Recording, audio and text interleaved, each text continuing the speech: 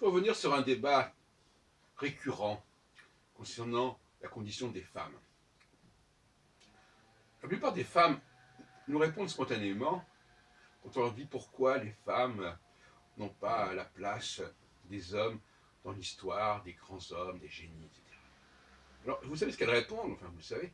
Elles répondent ah ben, on ne leur a pas donné leur chance, on ne les a pas laissé s'épanouir, etc., etc. Et en réalité,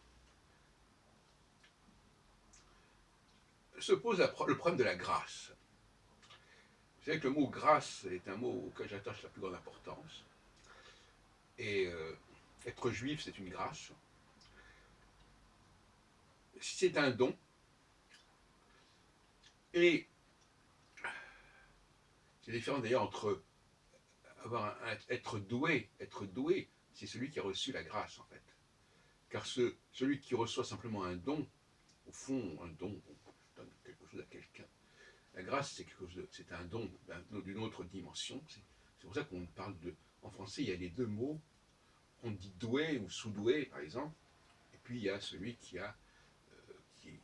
rend grâce ou qui remercie tout simplement de ce qu'on lui a donné. Donc il y a cette dualité, rendre grâce aux hommes ou rendre grâce à Dieu. Et à Dieu, ou ce qu'on peut appeler la providence, on appellera comme autre. Providence étant le nom de la rue où notre local se trouve. Et maintenant je comprends un peu mieux pourquoi ce nom est important pour nous. Et donc finalement, quand les femmes répondent comme elles le font, ou quand des féministes hommes parlent à leur place, ils posent le problème de la grâce. Ils le posent sans le vouloir et sans le savoir quelque part. Ils font de la grâce comme M. Jourdain fait de la prose. Et en fait, on peut résumer la situation ainsi. Les femmes attendent de l'homme ce que l'homme attend de Dieu. En quelque sorte, donc, les hommes seraient les dieux des hommes, des femmes. Et ça nous renvoie, bien entendu, aux 2 premiers chapitres de la Genèse. Dieu créa Adam, et Adam, quelque part, avec l'aide de Dieu, créa la femme. Tout comme, par exemple, Marie, avec l'aide de Dieu, créa Jésus, etc. Et, par conséquent, c'est ce que j'ai appelé, du point de vue linguistique, l'apparition du neutre. Il y a l'androgyne, qui est à la fois masculin et féminin, qui est l'homme, et qu'est-ce qui sort de l'androgyne? Quelque chose qui est neutre, finalement, qui est le clone, qui est la femme. Et pas la femme par rapport à l'homme, mais la femme en tant qu'épouse, en tant que conjointe. Et aujourd'hui, avec le mariage pour tous, on sait qu'on peut très bien épouser quelqu'un qui n'est pas forcément de manière ontologique comme ceci, comme cela. Il est tout simplement. Et le mariage, c'est une grâce. Épouser quelqu'un, c'est une forme de grâce.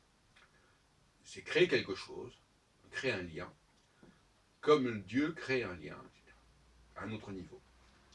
Donc, quand les femmes se reprochent aux hommes de ne pas leur avoir donné leur chance, eh bien, c'est comme si elles s'adressaient à Dieu, finalement. Et donc, on voit bien cette hiérarchie, n'est-ce pas? Dieu, l'homme, la femme.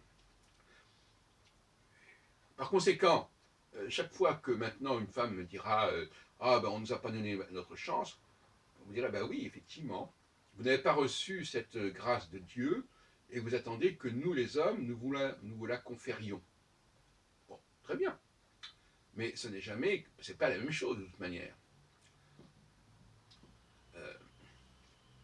Alors le mot grâce est un mot qui en français est assez maltraité.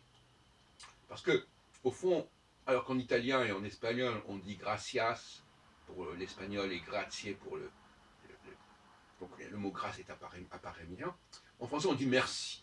C'est quoi merci? C'est pas très riche sur le plan des associations morpho-sémantiques, c'est pas très riche. Surtout quand on sait que ça renvoie aussi à l'idée de pitié sans merci. Enfin, il y a une espèce de cul-de-sac avec merci, et je propose que on rétablisse en français l'expression grâce, qui d'ailleurs est synonyme de faveur, et en espagnol on dit por favor, pour dire s'il vous plaît, ce qui est quand même plus fort que s'il vous plaît d'ailleurs, entre parenthèses, qui a été repris en anglais par please. Donc, les Espagnols sont euh, très proches d'une certaine authenticité religieuse sur le plan de la langue. Et nous avons perdu cela doublement. Parce que nous ne disons pas por favor, nous ne disons pas pour faveur, et nous ne disons pas grâce, nous disons merci. Et c'est bien fâcheux, et ça n'est pas sans conséquence peut-être. Il faudrait travailler ça sur un point de vue socio-linguistique. Mais le fait qu'en français, on emploie merci et non pas grâce, et donc par conséquent, ça ne renvoie pas immédiatement, d'un point de vue du signifiant, à grâce à toi, gracieux, ingratitude, gratification, etc. Eh bien, c'est dommage, parce que c'est un mot qui est appauvri quelque part. Parce qu'un mot n'est riche que par les connotations que l'on peut faire à partir de lui. Ben, merci, c'est pas un mot très riche. Donc, plus qui fait penser à commerce. D'ailleurs, étymologiquement, c'est un mot qui voulait dire salaire, récompense, etc. C'est pas très. Donc, vous savez que j'adore le français et que structurellement, c'est très intéressant, mais il y a des cas comme ça où il faudrait corriger parce que c'est tout à fait insupportable. D'autant plus que, pourtant, il n'y a pas le mot grâce. Euh, c'est moins lié à la religion, à la grâce divine, à la grâce de Dieu. Donc, ce n'est pas si, je dis ça comme ça, mais ce n'est pas si étonnant que la France ait été plus laïcisée, si on veut, que d'autres pays, quand on pense que dans le langage courant, on dit merci et non pas grâce. Parce que même les Anglais disent thanks, les Allemands disent danke, et danke, ça renvoie immédiatement à la notion de gratitude, dankbar en anglais, grateful, etc. Il y a un ensemble de termes qui renvoient de proche en proche à la notion de don, à la notion de Dieu, qu'on n'a pas en français. Donc par conséquent, peut-être que ça explique pourquoi, quelque part, la culture française a une dimension moins religieuse que la culture espagnole ou italienne, et même que la culture anglaise ou allemande. Bon, c'est une hypothèse, c'est une piste de recherche. Il faut savoir depuis quelle époque on commence à dire merci. Alors les Anglais d'ailleurs emploient le mot merci pour dire pitié, justement. Ils l'emploient. Vous savez que c'est de même qu'ils emploient le mot, nous on dit pardon. Alors dans pardon, c'est intéressant parce que pardon, en revanche, il y a il y a les de don. Même si quand on dit pardon, on ne pense pas forcément à l'idée de don, mais c'est le cas. Et les Anglais ont calqué le mot pardon français et ça a donné forgive. Forgive. Donc on voit bien que c'est l'idée of give. Et le don c'est la grâce. Donc on a gardé quand même ce pardon en français.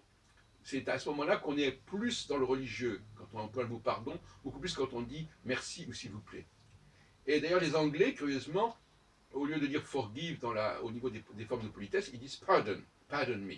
Donc ils emploient encore un mot français. Voilà, donc vous savez, la morphosémantique, c'est très intéressant. Je conclurai là-dessus.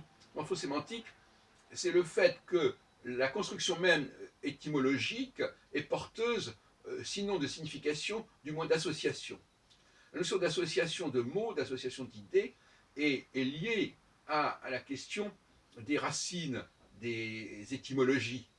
On ne le dit pas suffisamment. Enfin, une langue qui emploie un mot qui étymologiquement est pauvre, eh ben c'est embêtant. Et dans le cas de merci, il faut bien reconnaître que le français n'est pas à la hauteur de sa réputation et de sa potentialité. Et il faudrait corriger ça. Et donc, il faudrait que désormais, quand on veut dire merci, il faudrait plutôt dire grâce que merci.